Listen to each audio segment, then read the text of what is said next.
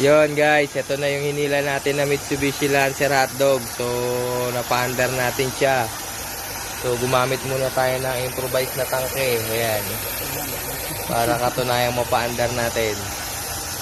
Ayan, na-under na siya. Simula na siya napatambak ng ilang taon. Oh, ayan na siya ngayon. Ma-under na. Ayan, partida. Kumakalog pa yung alternator. Ayan, maganda minor. Oh, pinong-pino. Automatic pa yung pan. Oh, ganda. Ganda na makina. Walang usok, walang talsik. Ito naman sa pressure ng tubig. Tingnan natin.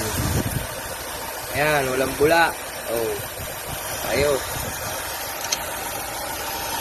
So, pinandar muna natin to guys bago natin hubaran. Kasi project for restoration to.